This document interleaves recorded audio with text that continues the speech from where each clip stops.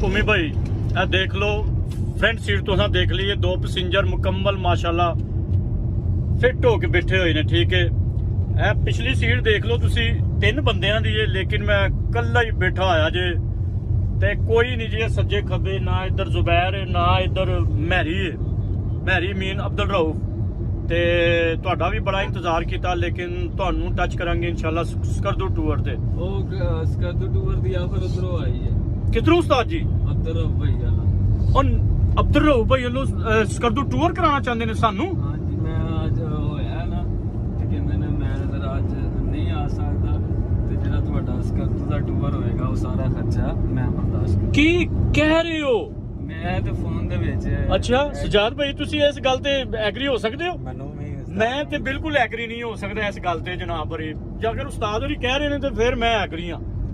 ਤੁਸੀਂ ਫੋਨ ਤੇ ਸੁਣਿਆ ਉਹਦੇ ਕੋਲੋਂ? ਉਹਨਾਂ ਨੇ ਫੋਨ ਤੇ ਮੈਨੂੰ, ਮੈਂ ਉਹਨਾਂ ਨੂੰ ਕਿਹਾ ਨਾ ਜੀ ਅਬਦੁਲ ਰਊਫ ਭਾਈ ਕੀ ਪ੍ਰੋਗਰਾਮ ਹੈ। ਹਾਂਜੀ ਤੇ ਉਹਨਾਂ ਮੈਨੂੰ ਪਹਿਲੇ ਕਿਹਾ ਮੈਂ ਘੰਟੇ ਤੱਕ ਦੱਸਣਾ ਮਸਰੂਫੀਅਤ ਵੇਖ ਕੇ ਆਪਣੀ। ਠੀਕ ਹੈ।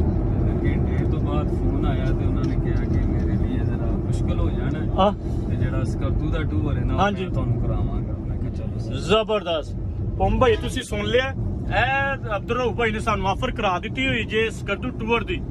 ਠੀਕ ਹੈ, ਇਹਦਾ ਤੁਸੀਂ ਵੀ ਗਵਾਹੀ ਰਹਿਣਾ ਤੇ ਅਬਦੁਲ ਰਊਫ ਭਾਈ ਨੇ ਸਾਨੂੰ ਆਫਰ ਕਰਾ ਦਿੱਤੀ ਹੋਈ ਹੈ ਤੇ ਇਨਸ਼ਾਅੱਲਾ ਤਿਆਰ ਰਿਹਾ ਜੇ ਤੇ ਜ਼ਬਰਦਸਤ ਮਜ਼ਾ ਆਏਗਾ। ਕੀ ਬਾਤ ਹੈ ਯਾਰ, ਮੈਂ ਮੇਰੇ ਅਕਲੋ ਫਹਿਮ ਚ ਨਹੀਂ ਆ ਰਿਹਾ,